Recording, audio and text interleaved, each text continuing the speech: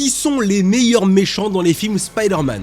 À la 5ème place, l'homme sable. Un méchant, pas vraiment méchant, juste un père prêt à tout pour sa fille. Et c'est ça qui rend le personnage aussi fort, tu comprends chacune de ses actions, même les pires. C'est pas de la haine, c'est juste du désespoir. À la 4ème place, le vautour de Spider-Man Homecoming. Lui, c'est le réel. Pas de folie, pas de magie, juste un gars brisé par le système. Un père, un travailleur devenu criminel pour survivre. Et surtout, la scène de la voiture, cette tension, c'est un des moments les plus tendus du MCU pour Spider-Man. Avant d'entrer dans le top 3, on va oser une mention honorable, Mary Jane Watson, cette connasse. Parce qu'à un moment, faut être honnête, Peter il galère, il souffre, il sacrifie tout. Et elle passe son temps à lui donner de l'espoir pour ensuite lui arracher. Entre les hésitations, les autres relations, les je t'aime moi non plus, émotionnellement c'est probablement ce qu'il a affronté de plus dur. Bref, on reprend. Top 3, Mysterio dans Spider-Man Far From Home.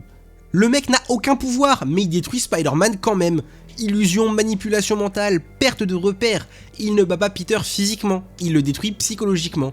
Et ça, c'est encore pire. Pour le top 2, j'ai hésité, mais on va parler du Docteur Octopus dans Spider-Man 2. Un génie, un mentor, devenu le pire ennemi de son propre élève. Ce qui rend Doc Ock incroyable, c'est que tu vois l'homme derrière le monstre. Il est pas mauvais, il est perdu. Et au fond, il reste un héros. Et enfin, pour le top 1, tout le monde s'y attendait, le bouffon vert. Là, on change de catégorie, c'est pas juste un méchant, c'est une pure incarnation du chaos. Il manipule, il provoque, il brise Peter, et surtout, il le pousse à devenir quelqu'un qu'il ne veut pas être. Et ça, peu importe le film où il apparaît, c'est le seul qui gagne, même quand il perd. Et pour toi alors, qui mérite vraiment la première place? Car maintenant, tu sais,